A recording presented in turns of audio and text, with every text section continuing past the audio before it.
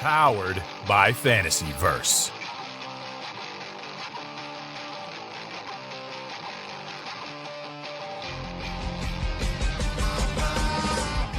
Welcome to Turn a Page, the official comic book club for Nerd Initiative. Each week, the NI Bullpen will be covering the world of comics, talking to creators, deep diving into some fantastic stories, and much more. Now let's hand it over to the team and turn a page.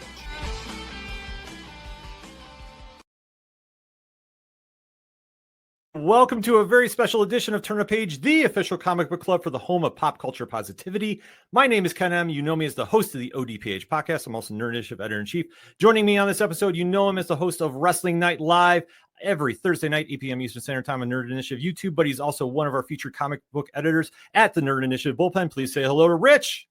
That is right. We are back on a different time and day, but with an awesome interview. So this is going to be a fun one. Hope everybody is ready, especially since it's coming out so early in the morning. Well, you got to get up early for this, and you want to make sure you get to the comic shops early because there is an event coming out from comics' most exciting universe. I've said it once, and I've said it a million times, and I'm going to keep saying it. Nobody, and I mean nobody, is doing superheroes like the Massiverse from Image Comics.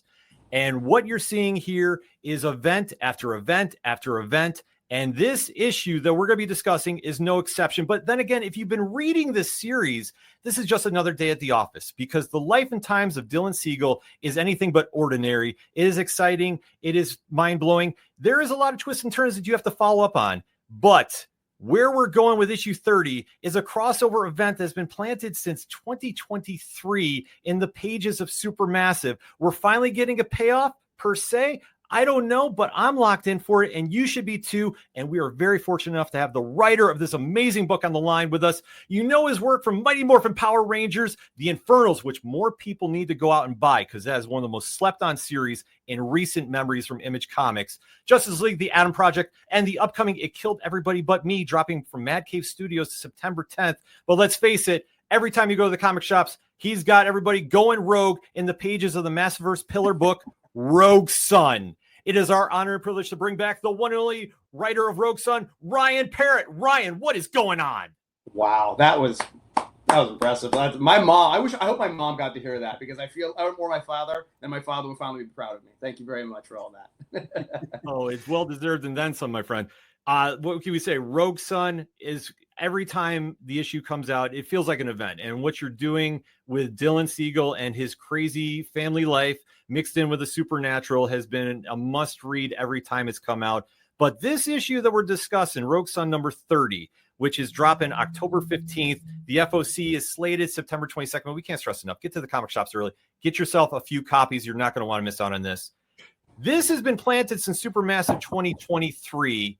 But how did the whole process of getting Medieval Spawn into the Massiverse happen for this issue? Oh man, it was a lot of like chance and circumstance. It was very, very lucky. I've been a huge fan. I mean, look, I've said it many times. It's like I think I was 14 when Image started. I think when I remember buying Spawn number 1.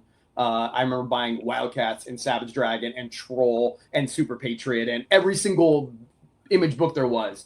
And so, but like Spawn always had a special place in my heart. Especially, I liked it so much. I asked my mom to read it because I was like, my mom's pretty religious, and I was like, there's like angels and like the devil, and they're talking about God. That was a terrible decision because she was like, you can't read this anymore. But I would have to sneak it out and like had a little thing in the garage where I would hide my comics. But so I loved it for so long, and so and Kyle knew of that love, and so we were at New York Comic Con. And as Todd McFarlane was walking down the hall, like walking down the different rows, and Kyle saw him and was like, do you want me to introduce you? And I was like, God, no, please don't. I don't want to embarrass myself. And he did it anyways. And what the coolest thing was when Kyle introduced me, Todd goes, oh, Rogue Sun, I know that. And I was like floored that he even knew that I was doing that book. And so we started talking, like, it was just like that excitement came out of that. And so we were right in the middle of, we were doing Supermassive. And so we thought, Todd like is very, very supportive of the Image books and especially superheroes and all that stuff. And so Kyle reached out and said, hey, is there any chance you'd be willing to let us put Medieval Spawn in this thing? Cause that's my favorite iteration of that character. I love, it's issue 14, the one where Violator does that whole tells a story about how he first fought Medieval Spawn, Like and he's the narrator, right? yeah, and it's all opposite of what you actually see in the book. That was the inspiration a little bit for the flip book issue that I did later on, which is that idea of like contrasting the caption stuff. So I think I put the germ in my head. So yeah, we reached out and asked if we could do that, and TaP was like, yeah, you can put him in the back there, but there was no guarantee that we could get to do more. And so when we were writing Rogue Sun and moving it along, we got to the point where we brought Caleb back in the story, and I said, we've got a medieval. I mean, I'm not gonna lie. I'd be lying if I didn't say that when I created Night Sun and medieval Rogue Sun, that I wasn't kind of hoping maybe that would open up a window or a door or whatever. So yeah, so we reached out to Todd and said, hey, we have this opportunity where we could possibly sort of pay off that small little cameo into a more complicated thing, and Todd was 100% gung-ho for it. And so he said, yeah, I the number one thing I didn't want is I didn't want him to think that we were trying to like use him to like boost the numbers and get people excited about them. That's not, I don't want, it's complete adulation and just wanting to write the characters that I love. And so it was such a crazy thing. We pitched him a story and he was 100%. That's amazing. And especially like he's, and he's so very pro, everything going on with Image, and the fact that he's reading Rogue Sun too. I mean, that's what an honor right there. I mean, yeah, it pinched me, man. It was like, it's like Paul McCartney being like, I heard your song, man, it's really good. Now I wish I was there because I'm sure you handled it better than I would have, because I'd have been like, I just would have stared at him and been like, like the Wayne Pool. Yeah. I mean, the cool thing is he's so like, he just kind of wanders around. Like, he really does go, when he goes to the conventions, he's just like, oh no, I'm not going to stay upstairs. I'm going to go. I'm sure he causes mad pandemonium for fans and whatnot, but like, it's just like, it's like seeing him, and like, I've seen him, and I met Rob Liefeld one time about it. And like, Rob is also such a big part. Like, right, I think he was like the first rock star comic book writer that I ever knew about, besides Stan Lee or something like that. Yeah. So like, meeting the founders of Image, like, they are like mini gods to me, because like they showed that you could go and do superhero comic books away from the big two and be successful at it. And without them doing that, I don't think we have none of the books. Rogue Sun certainly doesn't exist. None of the Massiverse exists. None of the Valiant doesn't. None of that stuff exists without them taking that plunge. Yeah, just thinking back to like that time period too. I mean, it was so unheard of. Like growing up, like that's my era too. Growing up and then hearing like, okay, all these creators are leaving Marvel and now starting their own thing, and then you're seeing their own books and just where they take their characters. Like, and everyone had a different vibe to it, and you see a lot of parallels with that with the Massiverse too. So like I say, just having that kind of synergy there. I mean, it's an incredible thing to watch and read. Yeah, I mean, I think that was the coolest thing about getting, like, I was standing like right here when we called him. I was like, hey, can we do it? And he was like, I thought it was gonna be this. I thought he was gonna be way more like, well, like, tell me the pitch, what's going on, like, who's this Ryan, like, what's the, like, it was all bullshit, right? And like, but he was just like, yeah, let's do it. And I was like, that's it? We don't have to like pitch him anymore? He's like, well, like, tell me the story. But like, he was so gung-ho to begin with that we're like, oh, okay. It's like, it'd be like if I'm like, I'm gonna sell you the car, but like, like come along with me. Like, it was like he took all the pressure off me because he seemed so excited about it. So yeah, it's, I think he I'm not going to say that he looks at us as like, but I think he gets what we're trying to do. I think he understands that we are trying to follow, meekly in his footsteps as best we can. Yeah, exactly. Right on. So this issue is going to be a standalone crossover event, obviously of great magnitude. So everybody rush out and order your copy now.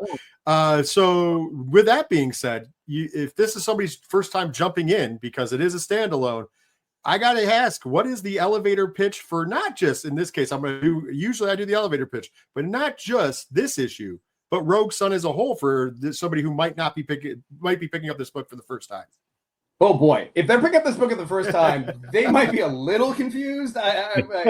They won't be. So the way that I treated it was, we treated it as if you've never read a Spawn comic book, that you can pick this up, and we basically lay out exactly who Medieval Spawn is, what their relationship is to in that world, and the relationship between, and this is the first encounter between Caleb and Medieval Spawn. So you'll be able to figure it out as you go into it. And I think we lay out pretty well kind of what the Rogue Sun is. You get the sense that they are, that it's a fiery knight who's out there trying to do good with and fight against monsters from another realm, which is ironically very similar to what Spawn is doing, which might be part of the story. This idea that maybe these two who are in the, Spawn's obviously medieval Spawn is trying to make up for a bad life by trying to hunt down the forces of evil and sort of redeem himself in hell and at Heaven's eyes. Same thing with Rogue Sun. Rogue Sun is trying to protect our world from the invasion of sort of an otherworldly being, and the idea is that they finally face a foe that requires both of them to sort of figure out a way to not only work together and to sort of overcome it. So it's a little bit of that setup. I actually might have just said too much already, but I think you get it. It's a comic. We'll get it. I don't think that'll ruin it if they're like, wait a minute. Yeah. So. No, I mean, I think is that a good pitch? I don't know. No, that's a good pitch. Okay, good. All right, cool. I trust you guys. I feel like that sells. It sells everybody. I mean, obviously, ourselves, we've been reading both Rogue Sun, of course, Spawn and Medieval Spawn. So therefore, we kind of know the characters. But I feel like if somebody didn't know one or the other, that pitch really kind of just drives home that this is kind of a similar to what you're used to, but little differences, and that's what you're going to dive into in the issue. The fun part of it was I guess I could, I can say this is fine. I think my favorite part about it is you are going to meet a younger version of Caleb than you've seen. Because obviously he died, so he was older when you met him, so you're at that age. Yeah. But this is him at a younger stage. He's much more naive. He's still trying to get his feet sort of planted firmly on the ground as Rogue Sun. And so I think that's the part that's fun is you get a better sense of. I'm not gonna say it's like it's a little bit of the Back to the Future of it all. It's like it's fun to see your parents the same age you are. Like seeing him Dylan's age or around that area is a very different Caleb than the Caleb that we've met in the books. And you'll see how this encounter with Medieval Spawn might set his life in a very specific direction. Yeah, so there's lore in this. Like even though it's a standalone crossover, if you like Rogue Sun, there's questions that are answered in this that are stuff that we have hinted at, directions we sort of like. This will have ramifications later on in the story. It's not just let's go on this little adventure and do this. There's a very specific route that this is playing into in the larger story of the Massiverse. I mean, like I say, I was already sold on this, but then again, I've been reading this since 2022 when the first issue came out from Supermassive. But this is, like I say, one thing that you always do is you always kind of throw in those Easter eggs and really kind of do the long-term storytelling, but especially with the Rogues gallery that you have. And like Rogue Sun is quietly making an argument for like the best Rogues gallery in comics. Like it's up there, gaining ground on like the Batman, the Spider-Mans, and the Flash, which I mean, that's always been my trinity of the three. But you've seen so many different varieties of villains come through there. Which one has been your favorite to write and why? My favorite to write. I think my favorite to write really, and this is probably if you listen to another interview, I might have different things. It sort of changes with the week and whichever one I'm working on at the time. I really like Demonica. Demonica ended up being a really fun character to write because we found in trying to find a different voice for her, like we started to get into this idea of her being able to smell sort of the issue, like the problems that you have, which I thought was a really fun little thing of like how she can tap into like, oh, she sniffs you and you're like, oh, there's some codependency and some father issues and all that stuff. And I thought that was like a fun little detail. Noxious ended up being a way more complicated character than he was originally intended to be. He was going to be a one-off villain. And what I realized is we had just done one-off villains. Like when I say one-off, like he was just going to be the opening or in that first issue of 25. And I liked the design so much because he looked like a real villain. He looked like a punk rock kind of bad guy. And I was like, well, I knew I wanted to do a story about the differences between Dylan and Marcus's perception of what's right and wrong and evil and who are bad guys and who are not. And so I thought, well, wait a minute, I've got this guy who looks like a quintessential Rogue Sun bad guy. It might be really fun to sort of flip it a little bit and make him more of a Mr. Freeze kind of character where once you actually find out why he is what he is, you might have a very different perception on whether or not he's the bad guy or if he's just on a revenge quest or whatever. And so that was where that character became more fun to write as we went along, simply because I was trying to write a contrast to what he looked like. And then I have a villain coming up in 31 that I'm very, very happy with called Mr. Poe, who is a cat. A cat? Ooh, he's a cat. Okay. Yep. I will say no more. He's a cat. He is probably the meanest character we've had in the book. and I quite like him. They're a lot of fun. You saw him in 30. He's in at the end of the issue when they're in Perrine Jewelry and there's the cat sitting there. That's Mr. Poe. Oh, okay. All right. Yeah. Okay. I am now more intrigued about this. Yeah. I mean, like I say, the rogues have definitely stood out there too. Like I say, everybody that Dylan has come across has really kind of given him a different challenge, and this is something that especially establishing a young hero, you really want to make the villains get something out of them. And in this situation too, he has always been somebody that is still learning, obviously with the influence of two mentors. Has one really stood out more than the other as far as like the influence on him as being a hero? Yeah, I mean, the way that I've been trying to approach everybody is especially with his mentors was this idea of like, every person who's like the book, it's called Rogue Son, but it's very much a family story. It's very much a story about a father and son, but it also is a relation. It's really a whole family element of it all, right? It's his relationship with his biological mother, Caleb. When I brought Caleb into the story, my concept was to make him more of a step parent. What it was like to have somebody who is so his approach to mentoring him was so visibly, or at least in the initial stages, so different than Marcus in the sense that he was more supportive and he opened up. Now, granted, you found out he had ulterior motives ultimately, but that was the thing that I liked about it was all these different people in his life, like Juliet is really the only stable adult he's had in his life ever. And so it's just really interesting to see the way he talks to her, the way that he has come to respect her, the way he listens to her. If you notice that, he listens to her way more than he ever listened to his actual mother, and father to a sense. So I really the idea is I was always thinking about it. It takes a village kind of approach, and every person that Dylan has come across has changed and shaped him in different ways, either for good or for bad. And the same thing with the villains, right? All of the villains, like you mentioned, Batman, Superman, the Flash. Spider-Man, the Flash. What I like about those villains, and what I always think is so cool, is when you design a new villain or you design any villain, they should, when they take on your hero, they should confront him and challenge something in him in a different way, a different part of his personality, a different part of who he is. For instance, like with Batman, right?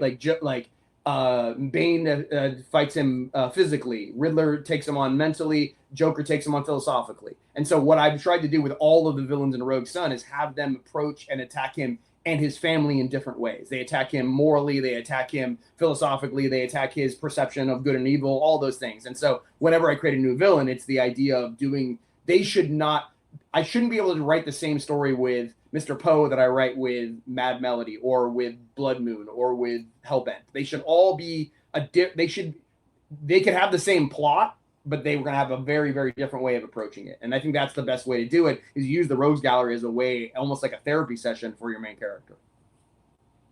Right on. Great point. And of course, not just the Rogues Gallery is kind of complicated. Dylan isn't exactly the Superman Boy Scout, is he? He's a little conflicted. So I want to know, what is the biggest challenges writing a hero that isn't exactly always heroic or a good guy, if you will? It's always fun because I would make the argument now he's much better now than he was 30 issues ago. Which is good. I know I had a lot of people in the first 4 or 5 issues who read it who were like, I don't want to read this book. Can I swear? Yeah. Yes. Yeah, of course. I don't want to read this book. He's an asshole. And I was like, yes, but he's a hero. He might get better or he could get worse. You don't know. But that's the point of the book is I don't want, if you want to go read a story about a squeaky clean, perfect person, there are tons of comic books you can go to already that will tell those stories, but I don't think there's if you want, Dick Grayson's a great character but he's perfect in so many ways. The only thing he ever has any real problems with is he has sort of issues with his own sort of self-confidence. That seems to be the one thing everybody sort of taps into, but he's so good at making every decision. And I love aspirational characters. They're fun. But to me, I'm much more involved. I like it way more when you have a character that is always sort of making one step forward, 2 steps back. Or 2 steps forward, 1 step back. And that's what I think he's trying to do with Dylan. I've tried to write a character that it was pointed out to me recently I thought was really interesting is he's an asshole, right? But if you think about all the other characters in the story that we perceive as good guys or bad guys, he's the only one who tells you exactly who he is and exactly what he wants. He's not playing you. He's not trying to manipulate you. He doesn't have ulterior motives. He tells you, I don't like this. I like that. I like you. I don't like you. Look at Ari. People think Ari's a nicer person. Ari's done a lot worse shit than Dylan has. Yeah. She released Demonica to kill him. She's the one who hacked into the Sunstone to try and get her dad back. Dylan is literally just flying around trying to save people's lives. He makes fun of people. I think that bullying thing really triggered some people at the beginning, which is totally fine. And I'm not going to say that he is not done doing that, because that is part of, okay, this is probably a longer thing, but if you ever had a friend that pushes buttons on other people and they love to do that, that's just the way they engage with people. It's just like, oh, they'll say the thing that everybody else in the room is thinking, and you're like, dude, why do you gotta say stuff like that? It's how they were raised, or it's part of their personality. That's how I feel like Dylan is with he's not great. He's never had anybody really show him affection. And I feel like that's what he doesn't really know how to handle. He's really look how bad he is. Like Brock, he locked his best friend. Sorry, Byron, his best friend. He locks in like a locker to make him help him with his homework. He forces him. He blackmails him into asking out girls. He's terrible with Vanessa. He doesn't know how to talk. He's really bad at showing emotion because he never had two parents to show him how to do that properly, and he's learning as he goes along. So I feel like he's got some bad habits that he has to break, but I think he's really trying. I actually don't think he's a bad person at the core. No, the first time I read him, I was getting Jason Todd vibes. I mean, pre-Red Hood. Like I say, not him running around, going Frank Castle on everybody. But it was one of those situations. It took a while to warm up to him as a hero, because, obviously, with how he acquires the mantle and how he goes about it, it's like, are you really the right choice for this? And we have seen him get better as it's gone along. I mean, he's still not, perfect by any stretch of the imagination, but he's redeemed himself in such a unique way. And whether it's by force or by just natural growing, it's a situation that you, as a reader, it's fascinating to watch him go along. I'm glad. That makes me happy, because that was what I wanted that to be. The last arc, you literally see Marcus and Caleb fight over the fact that you picked the wrong person. You should have gone with Ari. And what I like about this is that Marcus is actually for the first time saying it, maybe, but there's something about this kid. I like the idea that Marcus looks at Dylan a little bit and goes, you're not doing it the way that I would do it. However, you are successful at this. The world's still here, so it's working out. Maybe just because you're not doing it my way doesn't mean you're not doing it the right way or doing it a proper way. And I feel like that's what the next arc is really going to be about, is really sort of pushing the perception, Marcus's perception of whether or not Ari or Dylan is probably the right person to take on the mantle. That's the big part of the next arc. Yeah, I think it's a big draw to the book, to Rogue Sun, the fact that the hero's journey is actually such a growth journey. And it's not your traditional hero journey. It's not like, oh, here's the mantle, here's how I fit into the role, here's how I fight crime. It's actually almost more interpersonal.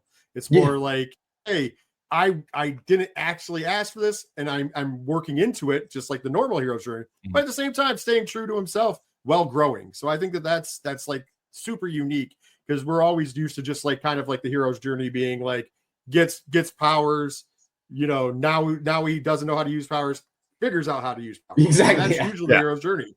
Yeah. And in this case, it's more okay, yeah, there's that, but then there's this extra layer of okay, well, now I also have to work on myself, because I'm not the best at the end of the day.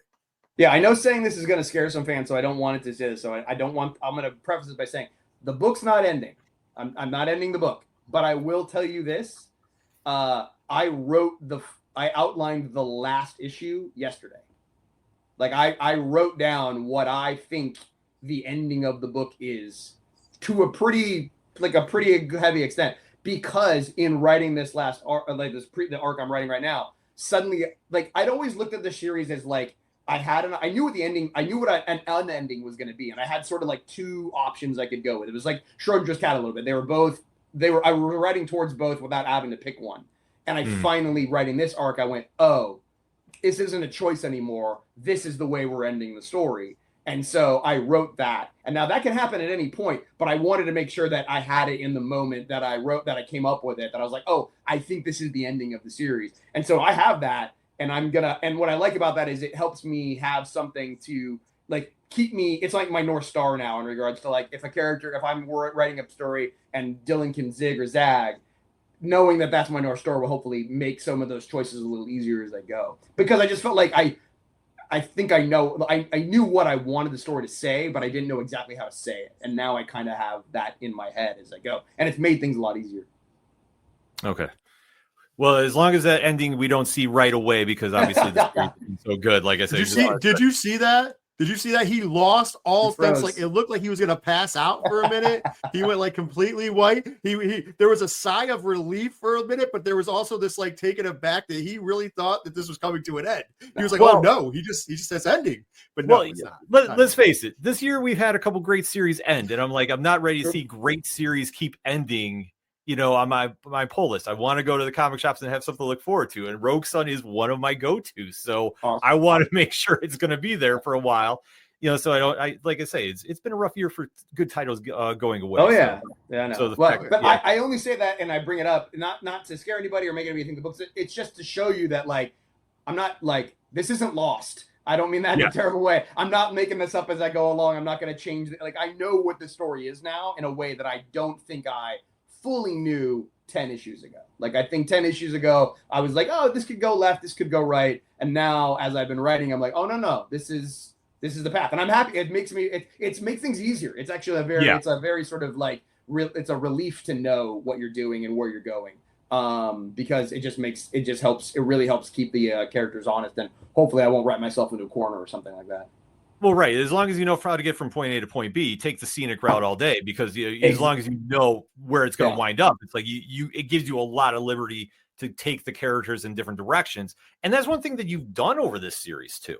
Like one thing that I preach about this series to anybody that's asking me about like what Rogue Sun's really about, I'm like, expect the unexpected, because there are so many great twists and turns that happen that you're not going to see coming, that it really kind of takes the whole superhero story to a different level.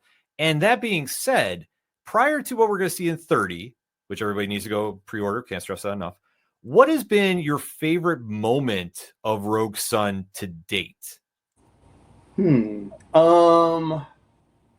really, really loved doing the Choose Your Own Adventure issue. That was really fun.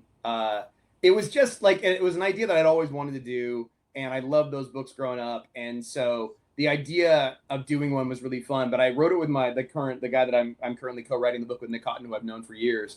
And because I brought him on because I was like, look, this is going to be a hard one. I need somebody. He's really into game science and stuff like that. So he just knows all that philosophy stuff. And so we started working on it, and he was the one who came up with the without spoiling it for anybody who hasn't read it yet. I apologize if I'm going to spoil it. Like the infinite loop that you couldn't get out of unless you cheated. We'd come up with that. Mm-hmm. And what I realized, what I loved about that was when that book comes up, it's the first, like Dylan is finally like, he's exiled his dad. He's going to make decisions himself. And so we love the idea that Choose Your Own Adventure came at the moment when Dylan has to finally start making choices himself and put the audience in the same spot to choose with him, and then get frustrated and then realize that the only way they can get out of this situation is to cheat and not make and not play someone else's game. So you have the same reaction that Dylan has. I really love that you could come out of that hopefully having that same, you went through the adventure with him. You made choices that you thought were the right choices and they didn't work out.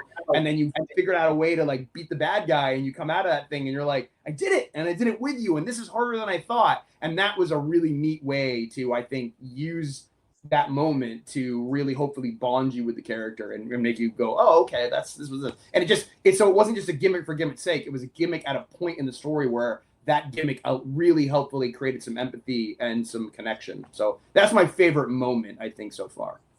Yeah, I have to agree. It's funny you actually brought that one up, because that's in the liner notes. Like for when Rich and I were going over this, I'm like, when it's moments like this is the moment. Like I say, if you read Rogue Sun like prior to it, yeah, you weren't sure about Dylan, but this is the issue, I think, is the turning point that you really kind of go along with him on that superhero journey. And plus, it's so creative. I can't stress that enough. Like, it absolutely blew me away. And then, like, it just solidified, being a Rogue Sun fan moving forward on that. Thank you. Yeah. Well, so both characters in the book, and this is guesses for people who might not see it, have a mentor, and both of the mentors, though, they both kind of seem, for lack of a better term, they're not exactly angels, But so the question is, do you think Marcus and Caleb are two sides of the same coin, or how do you kind of look at them when you're writing them? Oh, that's interesting. I don't know if they're that's a really good question. I don't know if they're two sides of the same coin, but I do think they are. I haven't had to think this through. I would say this. I think Caleb is somebody who he started, I think he thought when he was one of the first Rogue Sons, because he says he's the first Rogue Son, but there's obviously with the way that time went and you made all those other ones that he's lying or something. I think he's just being egotistical. He was like, no one's going to check my math. But I think what I liked about that moment was he's somebody who died in the armor and thought that his memory, that he would be remembered for what he was. He thought, I gave my life to protect this world and I am the savior. And then he's watched every single Rogue Son after him die in a certain way, and no one cares, no one remembers. And I think ultimately, he got burned by that. I think he got frustrated watching people do the same thing over and over again, and all of them sort of, in his eyes, quote unquote, waste their lives and their sacrifice. Yes, they protect the world, but they don't get any of the praise, they don't get any of the adulation. I think he finally got sore of that. And so he's just more pragmatic than everybody else. He's just like, we got to change this game because this is going to happen to Dylan, and it's going to happen to the person after Dylan, it's going to happen to the person after them, and all that stuff. And so I think he's just frustrated with that. It's just somebody who's seen people make the same mistakes he did. I think for Marcus, I don't think Marcus ever got that far. I don't think he hasn't seen 18 versions of the other Rogue Son. So he's just looking at it in regards to, this is the way I did it. And I don't like people questioning he's just arrogant. He's a very arrogant guy who's he believes in the way he did it. He believes he was right. And I think that comes out of the fact that his dad always told him he was wrong about everything. So he just had to basically sort of step that up, and you get that sense. So he's just so rigid because of that. So I think it's just the difference between somebody who's rigid and sort of inexperienced and somebody who is sort of frustrated with trying. They're just parents trying to teach their kid just do it this way and it'll be okay. And I think there's that frustration. But I don't know if their story's not entirely over, if that's the case. That conflict and that war of ideologies is not entirely done. But I don't know who's right. That's the other thing. I don't want to make I'm not saying one's right or the other. I think Caleb made some bad choices. I think Caleb, I don't necessarily, let me put this right. I don't know if I think his motives might have been correct, but I think his actions might have been a little hasty. Yeah, he likes to go by the ends justify the means, but sometimes, not exactly. Yes. No, not exactly. Well, one thing we've mentioned previously is how the Massiverse has been like the Image 7, as far as we're talking blazing a new trail is where we go with superhero stories. And especially in this day and age, what do you think is the biggest challenge about doing superhero stories in the modern times? Oh man, that's how much time we got. I think the hardest thing about it is telling new stories. Stories. I think that's kind of one of the reasons I went with Dylan being kind of an asshole when I started. Was I was like, if I'm going to have anybody come and read this book, I guess my question was, it wasn't it's not a marketing scam, but it's this, why, if you're going to pick up my book, what are you getting out of it that you're not going to get out of characters in the big two that have been doing this for a lot longer, have a lot of history and a lot of stories, and people are just more comfortable and familiar with. So you got to give them something new. It's kind of like a restaurant. It's like, if I'm going to have you come into my restaurant, I better make something there that you can't get at the Cheesecake Factory, right? Because they've got everything. So you got to figure out something new. So that's the hard part, is there's a lot of books out there. So you've got to find something that sort of differentiates yours. And I think, the other part about doing superhero comics is it's that balance of finding something that's new but also that feels familiar. And I think one of the things that was really helpful for us is when we made the Massiverse, we weren't just making superhero comics. We were doing tokusatsu inspired comic books or superheroes. And there's a very specific style there. So we weren't trying to do our iteration of Superman, our iteration of Batman, our iteration. We were just saying, hey, we love this idea of transforming heroes, and we love this idea of sort of teenagers and millennials and people who are a little bit of the outcasts and sort of the, you know, the underdogs, and like, let's put them in situations where they have to find their own footing. And it was less about, I think a lot of modern day superhero stuff, unfortunately, just does iterations off of the big ones that you already know. It's the evil version of this one. It's the evil version of that one. It's Superman, but it's Batman, but, and I feel like you ultimately, I don't know if you can it's hard to tell a personal story, I think, when you are literally just trying to make a commentary on an existing superhero. Right. I think that's the mistake I've seen. I think you have to tell a story about something that you like. I will say this from the beginning: Rogue Sun, the first arc, is a metaphor for a divorce. It is Dylan being put in between his mother and his father, and both of them saying choose, because that's what I went through. And it just happens to be that those are both superpowered people, and he has to make a choice. And ultimately his choice is, I choose neither of you. Neither one of you are right. You guys are both doing this because you are angry at each other and not me, and I'm caught in the middle. And that's a personal story. And that wasn't me iterating off of any of the big two characters. I was just trying to tell a story about what it was like to be a child of divorce. And I know that sounds like pretentious, but it helps you figure out the nuance, and it helps you make choices that you're not just like going, oh, and then the hero fights the bad guy and they win. So that is what I like about it, is it allows you. So the long-winded answer to your question, unfortunately, is have something new to say and have something personal to say. And I feel like those two things, if you can do that, that will ultimately always make your superhero comics more accessible to people. But that relatability that you just said is, I think, the reason why, what I mentioned earlier, it gives a unique take, because it's not the normal hero's journey. Make that person, like a lot of people have gone through being, you know, children of divorce or different situations. Yeah. So putting something like that there's a deeper meaning, actually, I think that's what endears the character in the story to people who are reading. And I think that's why the character is so over with the fandom, because it's kind of like, oh, wow, I can relate to that situation. Even though it's not exactly the same, they understand the subtext, if you will.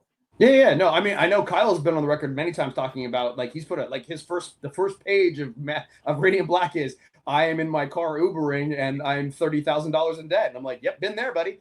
So like, there is something about that is like very, like, Kyle has made it very personal about the book. And I think that's a good point. It's like trying to find stuff that, like, relatability, you know, and like, not all of us are, you know, wards of millionaires, you know, or from an alien from another planet. But with Superman, you know, you do that, the more you get nuanced about it and feel like the outsider and feel like you're somebody who, you know, wants to make the world a better place but doesn't know how to do it and all that stuff. So, like, I think that's why those things help. But if you're going to make something new, you just got to find a new angle on what you're talking about. You know, you have to have like I said, you got to have something to say. You got to have an opinion. Because if you don't, I think the readers can smell it real fast. Yeah, absolutely. Well, let's stick with like the 90s, because we were just talking about the 90s era, talking about Image, but there's another 90s another 90s series, if you will, that you have looked into for variant covers. So the last few issues have had a strong X-Men homage to them. And it's recently announced that the covers that are going to be on the screen here, whose idea has it been to pay homage to that timeline for the X-Men? That was like, we did variants for most of the run, but then we were just like, you know what? Like, it'd be fun to sort of just do versions of the books we love. I love the one we did. I think it was 26 maybe, which was the Days of Future Past one with Rogue Sun. And the funny thing was, for an issue I've been writing, there was a scene where Rogue Sun's protecting Ari, and you see all of the villains behind them, and it says where they all are. And I actually was like trying to write something into the character. I was like, oh man, I gotta check that variant cover to make sure that that's not a canon error. So I was like, oh, they're not on there. Good, I can use this. But so they are incorrect canon. But yeah, I think it's just like, we grew up with those. Like, I love those X-Men covers. I remember buying those. And like some of those first ones, that first Spider-Man, Superman, like one, the crossover that, you know, and then like the first Batman, like, it's just fun to like remind it. It's being like iterating off of that, but also sort of like paying homage and respect to the stuff that, you know, you watched and realized that all the people who came before you. So just fun to sort of play with that stuff. And I think the artists really love doing it too, because they can just cheat, which is even better. Yeah. I mean, that time period has just got so many classic stories in it. Yeah. Which one would you say is your favorite X-Men story from that era? Oh man. It's not an X-Men story. I know this sounds silly, but it's the scene. It might be X-Men 2. It's when they play basketball. It's with Gambit and Rogue playing Wolverine and Jubilee playing basketball. I think it's 2. Yeah.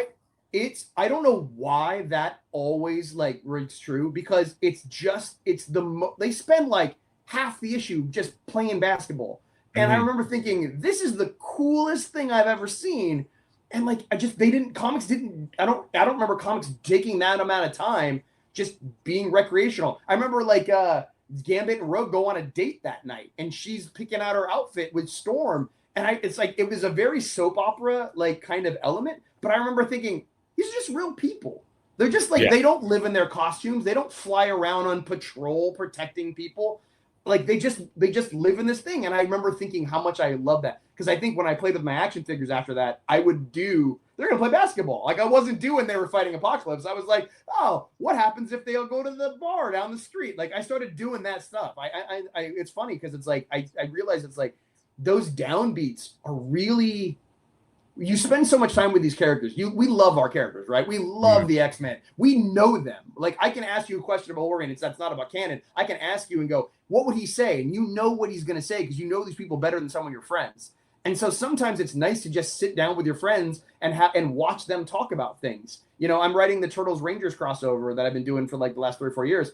And my favorite moments are having them talk about like, what are their favorite pizza toppings, or Donatello asking how the Green Ranger can play a flute with a metal mask on because he's just genuinely a fan and wants to know. And he's acting like us. Just remembering that these people are like us. It's fun to see the downbeat. So that's one of my favorite X-Men things. I think it taught me, I like that stuff just as much as I like the punching.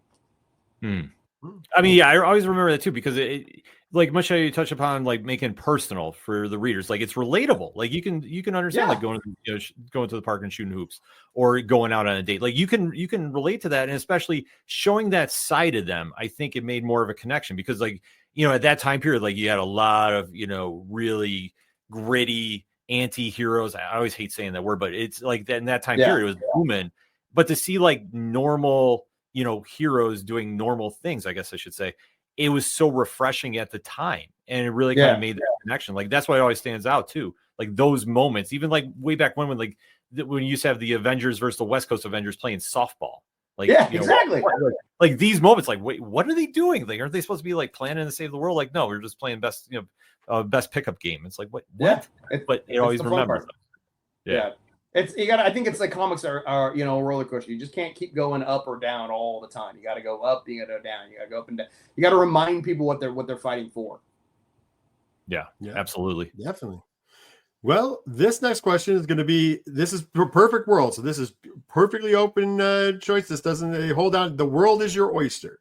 Obviously, Spawn was probably not only a great guest, but in a lot of ways, a perfect guest for Rogue Sun. But medieval Spawn in particular. But if you could pick another character from, I would say even any media, you know, not just comics, you could cross over in Rogue Sun. Mind you, licensing is not an issue. You're going to get the licensing. Who and why would you pick to join, you know, at least an issue as a guest star? I might have to. I can't say that. Gonna give too much away. Never mind. Yeah. This is so weird. I can't believe I'm saying this. Aeon Flux. Really? You know, here's why. I want to see Rogue Sun's design in that world. That style. That's what I want to see. So if I could cross over Rogue Sun into Aeon Flux, because I would just love. Also, Dylan, like watching all that stuff happen in real time, would just be like, what the hell is going on? Is she like attacking a fly with her eyelashes? Like, it just would be really funny. I just love the design of Aeon Flux when I was a kid, and I just think seeing Rogue Sun in that would be really cool. That's my honest off the cuff answer. No, that works perfectly. Actually, it's a great answer, especially now I'm envisioning that the art would be great. Be amazing, It'd be right? Like that different. style Yeah. and that visual, yeah. and how long everybody was. Like Rogue Sun would look awesome in that world. Yeah, That'd be incredible. Or okay, the comic answer, Ghost Rider. Ghost Rider.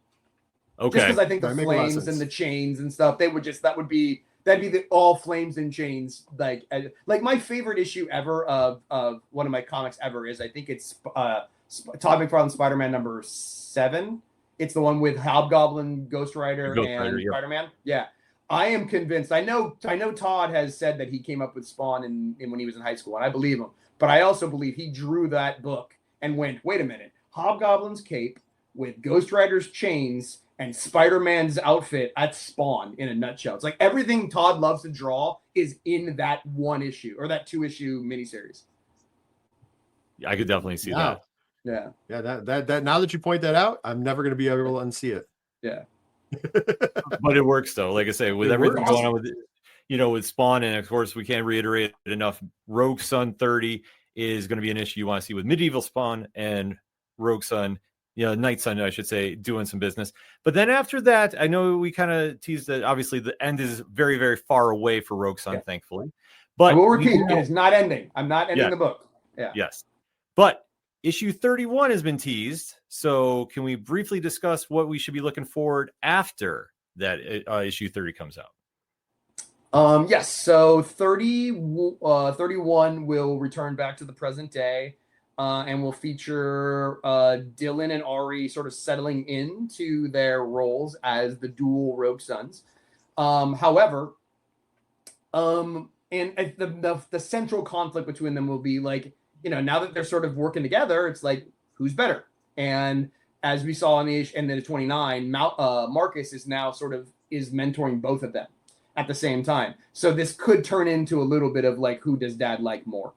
At the same time, like, we're also going to see Dylan's going to go on a class trip because he started talking in 25. He was, Mr. Abernathy came to him and said, like, if you don't want to do this anymore, there's an opportunity for you to go to college. There's an opportunity for you to live a life outside of being a superhero. And so Dylan's actually he hasn't quite made his decision on what he wants to do and if that's an actual option. And so he's going to go to college and he's going to go check out what it's like to live in that world. And so we're going to see a 17-year-old kid go to a school and see what happens there. And hijinks will ensue. And we also have a new villain that we're popping up in this series that I'm really proud of, that I love, called Mr. Poe, who is a cat. And maybe our meanest and darkest character we've shown on the book so far. I think maybe he's pretty fun. I don't want to say too much, but there's a specific reason we bring in this character at this point in the series, and you'll see why when you get to the book. So that's a tease. I know. I'm sorry, but yeah. Yeah, no. The more Mr. Poe we can tease, the better. Because like I said, when we talked about earlier, I'm excited now. You're going back to it. It's like, that's the beauty of the series. Because like I say, it's long-term storytelling. It's mixed in with a lot of elements that we see in superheroes that we want to see, especially flawed characters and how they overcome these flaws to be better people. That is the gist of Rogue Sun in a nutshell. And that's why everybody really, if you haven't picked up the series yet, you need to get involved with it. Issue 30 is going to be one. Trust me, everybody's going to be talking about it at the comic shops and then post there. It's absolutely going to keep snowballing from there. I will say this. All the Mr. Poe teases are great because at Nerd Initiative, we used to love QR codes. Yes. We still like them, but we still love them. But what we really love is cats. Like, we're fans of cats at Nerd Initiative. Yeah. If Tom was here right now, he'd be freaking out. So now we have another cat to talk about. We love the Thundercats. We love Feral, and we'll love to hate Mr. Poe because I'm assuming love to hate Mr. Poe. I'm assuming we're gonna have to love to hate him. Yeah, the whole inspiration from it was I was watching a TikTok video and I saw this guy had a hoodie on and it was backwards, so he had the hood like here, right? And there was a cat in the hood, and he was like, "Don't you love me?" And the cat looked at him and slapped him in the face. And I thought, that's a supervillain. Cats amazing. are supervillains. They are. If you think about it, they peer through your soul, man. They see stuff that no one else sees. Yeah, you tell them to stop. No, don't knock that off the table, and they just look at you right in your eyes and go, "There it goes." Exactly. They know who's boss. They know. Yeah, but exactly. I would be remiss if I didn't hijack the show like I normally do for a question, and so this is not going to be comic book related at all.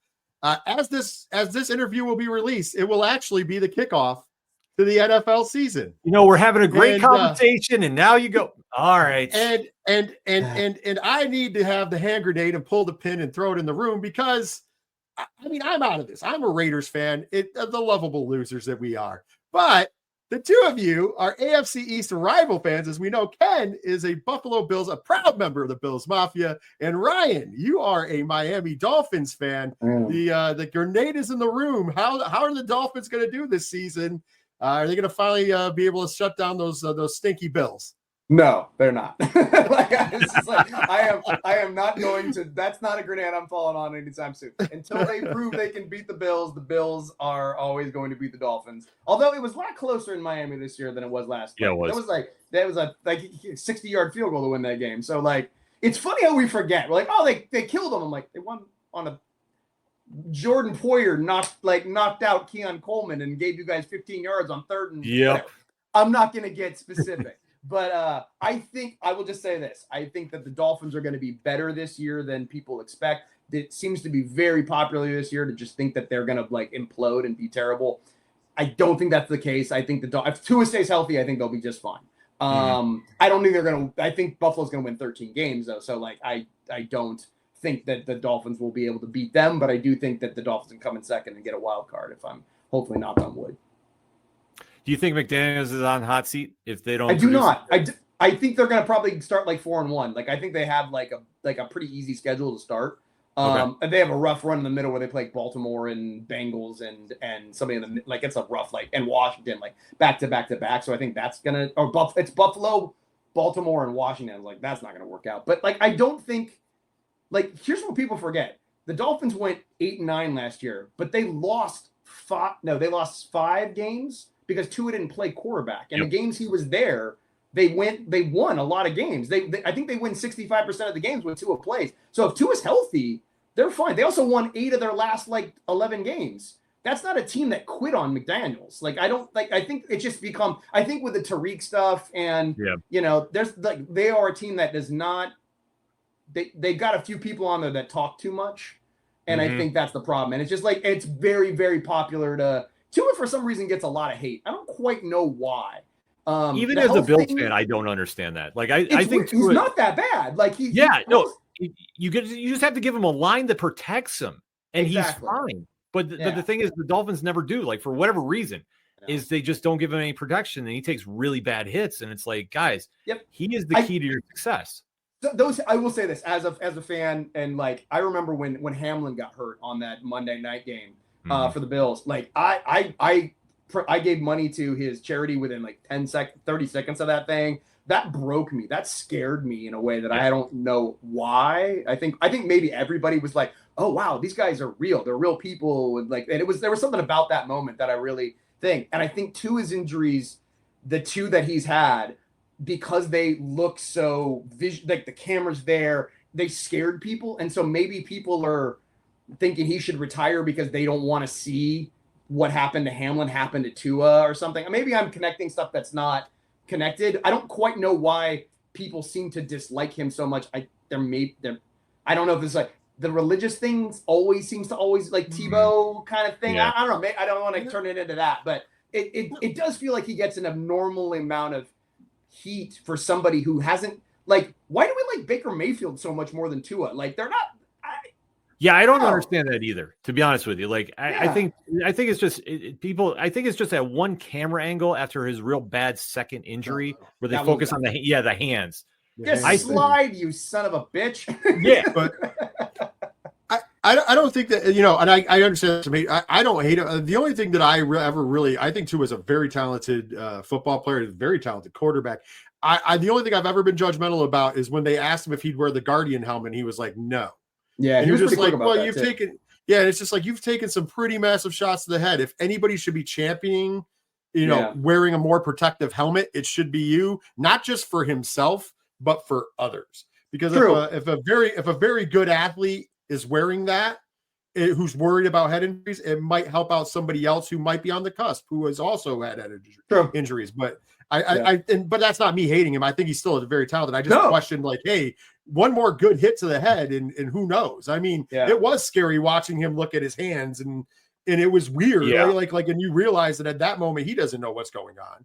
And it's very scary, but I don't think that people should hate him for that, though. Yeah. I almost wondered, and this is just maybe my conspiracy theorist element of it, was like when he was so quick to say no to the helmet, I'm like, does that mean it doesn't protect you as well as everybody's pretending that it does? Like, it was like that thing. I almost wondered, like, did he talk to some specialists and they were like, it's not going to change anything if you get hit that way. You could have 6 layers of padding. It's not going to change it.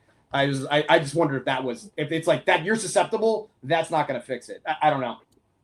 Maybe, but I also think that it's kind of like he is in a lot of ways a throwback to that old school, tough quarterback. Like that's the reason he takes the hits is because could he be like a little less tougher? Could he be more Eli Manning or just yeah. That's what. But think about it. I think that's part of it is he has that throwback. Like he's definitely more of that. I know it's a dirty name to throw around sometimes, but Brett Favre, Troy Aikman, kind of like I'm going to do what I'm going to do, and if I have to take a nasty hit to do it, so be it. And I mean. Yeah. The game is different now. I mean, and I'm not saying those guys didn't get hit hard because let's be honest, they did. They did get and everything. But now you're looking at you got to look at the athletes now. You have defensive ends that are 320 pounds that are running 4.7 40s. Like they're running faster than running backs ran back in the 90s, and they're 315 pounds, mostly 6'5". And you get hit by one of those guys, it's like getting hit by a full on freight train. Yeah. Yeah. No, I agree. I think that look, I'm happy he's trying to run for those 5 extra yards, but is it worth 5 games? Like that's where I'd be like, it's okay, dude. Throw the ball on the ground. Let's live to play another day. I don't want to see you get hurt. I like you too. I like him as a person. I think he's a respectful person. I think he's nice to people. I like his morally, he seems good. Like there's a lot of things about him that I really, really enjoy. And so I'm rooting for him, not even just because he's in my team. Like I'd root for him if he played for another team. I just like him. I like Josh Allen a lot. Josh Allen's a good guy. I love that when he got his MVP. Was he at the MVP or was when he got the MVP and he thanked the guy who licked in the mailroom, I was like, dude, how can you not love that? I don't want to see anybody get hurt. So I just want Tua to play smart and hopefully make my team, play well so I can watch them win a playoff game and we can stop having people talk about that. Yeah, I mean they have all the potential if they can just put it together, but like I say, it goes on Tua, and I agree with you. I don't understand why he gets as much hate as he does because he's doing everything he physically can to do something for this team, and it's just I don't know. I feel like they just don't give him enough a support on the line to do it. And no, you're dead right about that. Yeah. Like that's like the criminal shame about him, in all honesty, because you have a great wide receiver pair, running game is great. Tight end, I was surprised they made the trade, but it is what it is. But either way, you got to keep them in the game too. But they never go out and go get anybody dynamic on defense too. Like that's the one thing that hurts them, I think, the most. I think their pass rush is pretty awesome. Like Chop Robinson and Jalen Phillips and Bradley Chubb. Secondary. Oh yeah, we let everybody go. We're riding with Storm Duck. Let's do that. But yeah, I think let's see. I'm happy. I'm happy Minkah Fitzpatrick's back. That's cool. Jalen didn't want to be there. It was very clear. Jalen is as good as a player he is, and I don't want to talk trash, but that guy is the biggest front runner in football. Like he only wants to go to the team where he's going to get paid, and he can be that. He can play on an island and do that, and that's fine. Hey, if you got the power and the ability to do that, that's cool. But that's not a guy who's he's not Tony Gwynn. He's not going to play for one team for his, and that's fine. It's a business. That's cool. Mm-hmm. There's a lot of guys out there. They do that, but I like a lot of things about the Dolphins. I'm optimistic, and that could all change at 10:15 on Sunday morning, my time. So we'll see. But I'm really happy it's back. So the small thing that I like bragging about, my dad was a high school football coach for 16 years. And Jordan Love was one of his players. So it's really, so we always, I'm a side Packer fan as well. Cause he's a good kid. Well, we'll end it with this. Do you have your Super Bowl prediction ready? Oh man. I'd probably pick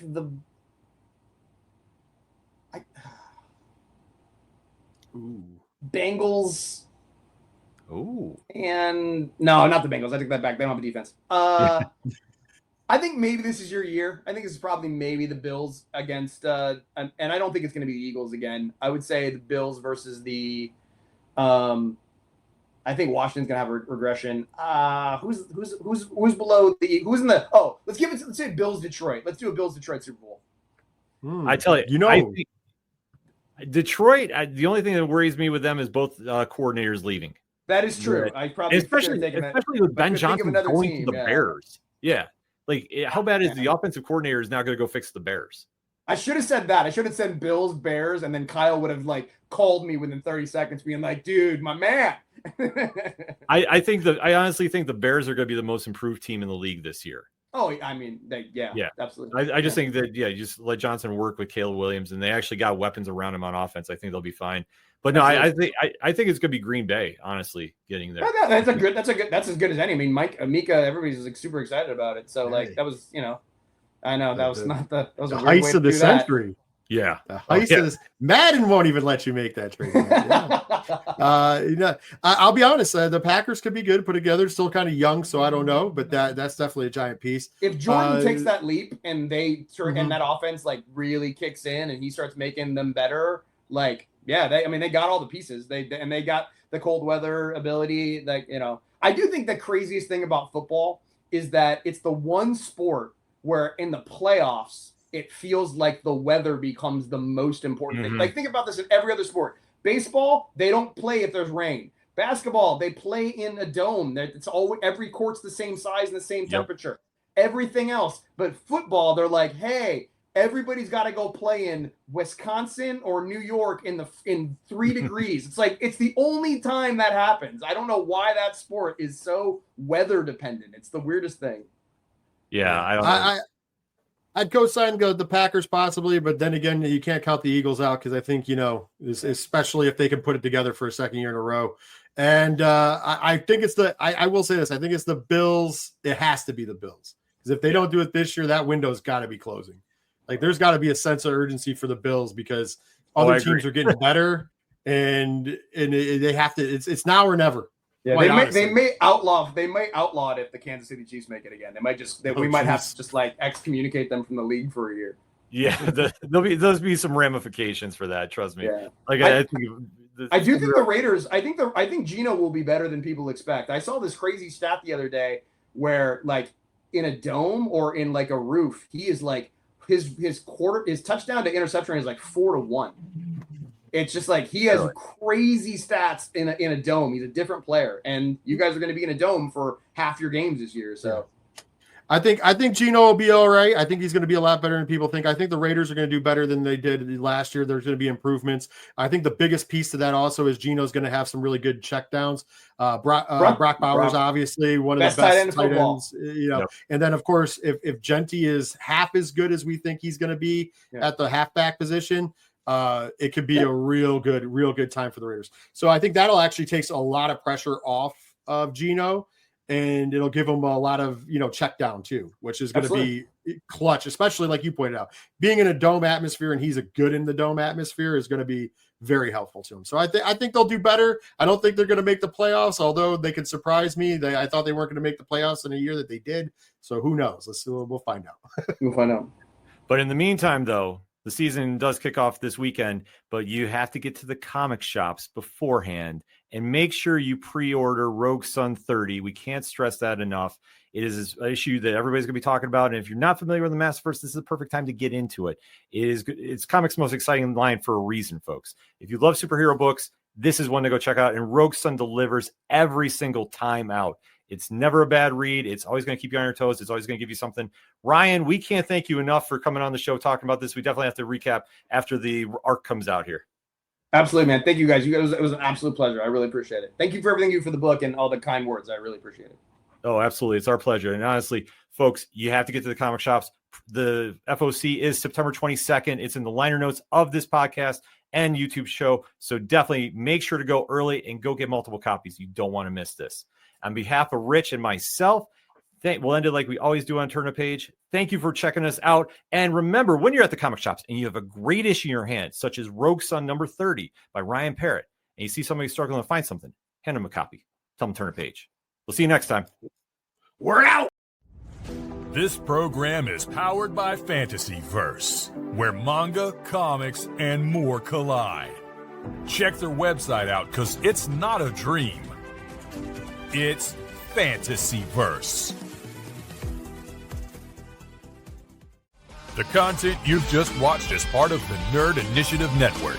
Make sure to like and subscribe to our YouTube channel, and don't forget to check out nerdinitiative.com, the home of pop culture positivity.